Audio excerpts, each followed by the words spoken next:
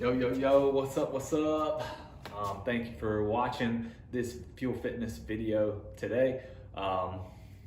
Man, my wife is probably not gonna like that I'm wearing this hoodie. She hates that I wear this hoodie because she says it's too small for me. It's getting kind of dirty and old, but you know how it is when you just have something that's your favorite. And so I'm gonna wear this thing to the end and hope she doesn't throw it away on me, right? So today I want to talk to you about constructing workouts that are going to help you attack your weaknesses and actually help you get better at CrossFit or whatever it is you're trying to improve on, and how to build those workouts. So what I'm going to do is go through a workout that I actually built for myself today and go through kind of my purpose and my thought process behind putting together that workout. So this week I've had a pretty intense week on the Training Think Tank design program. We're getting ready, we're in an open cycle, getting ready for the open, and it's been a fairly intense week. I have cut back the workout volume that I'm used to, so not doing as much, but still nevertheless pretty intense. So for Saturday, normally we do a Training Think Tank throwdown. Well, for me, work's been stressful, work's been busy, had a pretty stressful week. So I know that your body can only adapt to so much stress. And I was like, you know what? For today, I probably don't need to do that throwdown. I need to get some work in, but also be able to recover and be ready to hit it hard next week, right? So with that being said, in the throwdown, we had a couple movements: dumbbell box step-ups, which I am horrible at, and also rowing for calories, which I'm also not good at. Not a good rower, not good at dumbbell box step-ups. I hate both of them. So I wanted to work on those today, but create an environment where I could work on those, where I wasn't fatigued or I wasn't rushed, and I could really actually practice and work on those movements. I added in one more movement, which is butterfly chest to bars. I added in those because I'm not very proficient at butterfly chest to bars. I need to practice them a lot to stay proficient at them. So, and we didn't really do any pulling yesterday. Off day Thursday, didn't do any pulling yesterday. And then tomorrow's a rest day too. So I was like, okay, I'm gonna get in a little bit of pulling as well. So for me, I have found that an EMOM style of workouts really is beneficial, especially if you're busy and you don't have a lot of time. So if you just have an hour or 30 minutes or whatever, EMOM style is a great way to put together a workout.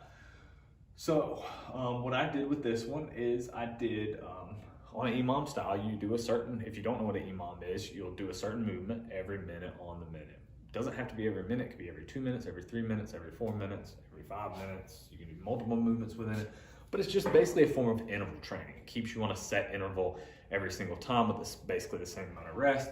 So I did every 2 minutes on the minute for 30 rounds. Woo, you say 30 rounds, that sounds like a lot. It was over the course. I just did that because I wanted to work out for an hour. And so you'll see that it wasn't super intense. So what I do with the EMOM 30 rounds, if I've got 3 movements, I know it's gonna be 10 rounds of each movement, or 10 sets of each movement. So what I'll do is the first 3 rounds will be warm-up sets. So I'll start with the general warm-up before I do the EMOM, maybe 5 minutes of really light general stuff.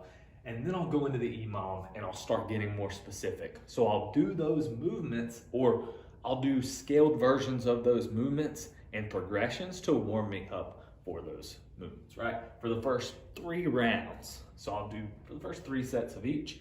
Then once I get to the 4th set, now we'll start bringing in a little bit more intensity and get in some, what I call working sets. So for the dumbbell box step-ups, I started and I would just do no dumbbell. Right, just stepping up on the box. I did some things to warm up my hip flexors within that 2 minutes because they tend to fatigue me on those on dumbbell box step-ups. So I wanted to get those nice and warm. And then I would build each set. Maybe the first set, no dumbbells, second set, 25 pound, 35 pound, then finally to 50 pound. You get the picture. Same thing with the row calories. I started maybe with 10 calories or 11 calories. Next round, maybe 13, next round 15, and then finally built up to 20 calories. Same thing with the butterfly chest to bars. I started with doing some like face pulls. I started doing banded pull aparts from overhead. I started doing some dumbbell rows, and I would do those things, scat pull-ups and kip swings. So that way I started to get my body primed for those butterfly pull-ups. So then by the fourth set, you know, I built up a little bit more intensity every time. Fourth set, I'm doing 12 to 14. How did I get these numbers? Very important. So for the dumbbell box step-ups, I used 50 pounds because I like to compete in the CrossFit Open as an RX athlete, and typically that's the weight used. And I did 12 reps. 12 reps for me in a 2-minute span is not very intense. It starts to get, I start to get a little bit of burn, heart starts to thump just a little bit, but it's not super intense. So what that does is it gives me time to focus and think on my breathing as I'm stepping up and down. How am I holding my arms? Am I gripping the dumbbells too tightly? You know, how am I stepping up? And thinking about my technique and trying to get more efficient at the movement. And so it's practice, right? So that allowed me to practice and be mindful while I was going through that movement. And then I had enough time to recover before I got to the row calories. Now, my goal for the row calories was to go very hard. That was my intense part of this whole piece. Because for me, I tend to coast on the rower and use it as a recovery in a CrossFit workout. So if there's handstand push-ups, burpees, and rowing, I will tend to go fast through the handstand push-ups, fast through the burpees. Then when I get to the rower, I'll just kind of coast and rest and recover until I can get back to those other movements. If you want to be really good at CrossFit, you can't do that. You got to be able to go fast on everything. So I've got to get better at the rower. So I forced myself here to try to hit that 20 calories in 50 seconds or less. That would give me 1 minute and 10 seconds to recover, but it was still 50 seconds of intensity, and it was making me have to go at a pace above my normal rowing pace and threshold. And so really good for me to work on speed on row calorie. Thirdly, butterfly chest to bars. I picked 12 to 14 because, whoa, gosh, man. Well, that's freaked me out, man. My door wind just blew my door open. So, thought somebody was rolling up in here.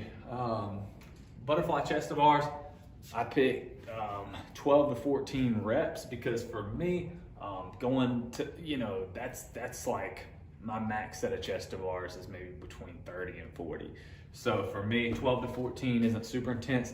It allows me to really focus on my butterfly chest to bar technique, think about how I'm breathing, think about how I'm gripping, how I used grips, how the grips are gripping on the bar, all those things, thinking about that kip swing, trying to be as efficient as possible, trying not to go too high every time, right? See a lot of people skying high, almost into a muscle up, and it's inefficient. So working on that, then it gives me plenty of time to recover because 12 to 14 chest to bars does not take long at all. Well, now if I'm doing these every 2 minutes, two minute block, 2 minute block, 2 minute block, well, sheesh, I have a lot of time to rest here after the butterfly chest to bars, which is what I want. Now I'm fully recovered to get to the dumbbell box step-ups. Then I'm fully recovered before I get to here. I'm really ready to go, right? And that was the whole goal behind this. I wanted to practice these movements and work on my weaknesses. Sure, I could have put this together as a, golly, what the crap? Come on in, baby. Come on, girl. Dude, I gotta make sure this door is shut, man. That thing keeps opening up.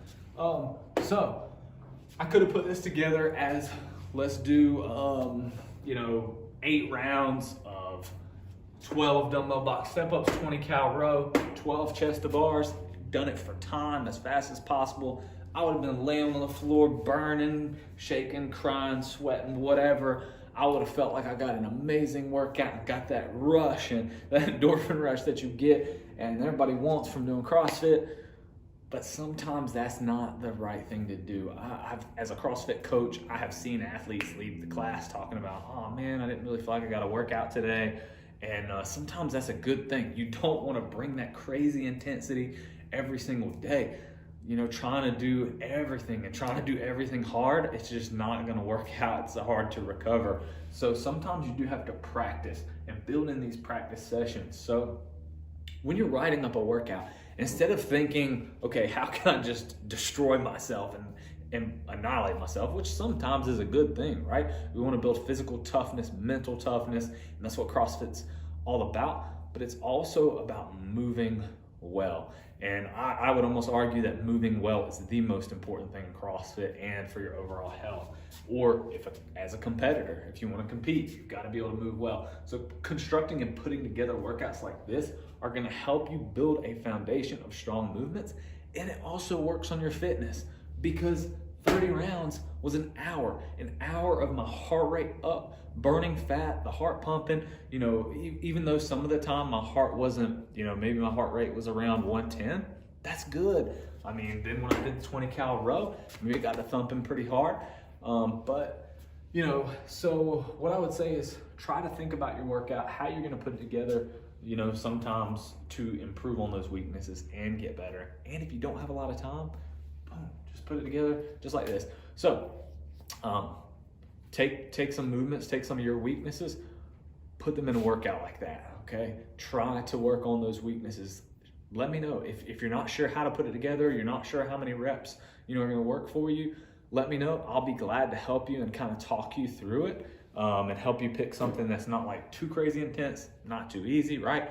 Great thing about these EMOMs, you can feel it out as you go. If I got into it and 20 cals was way too easy, and this was way too easy, and this was way too easy, I could dial it up a notch. I could go a little bit harder. If it was too difficult, I could dial it back. So just a good way to practice. So if you have any questions, I love to hear any questions at all, even if they're unrelated to this. Shoot me your questions, that way I can make a video about it or make a post about it or try to help you. I want to try to provide as much free information as I can to try to help you get better and improve in your fitness and improve as a CrossFit athlete, get stronger, whatever your goals are. So thank you for watching.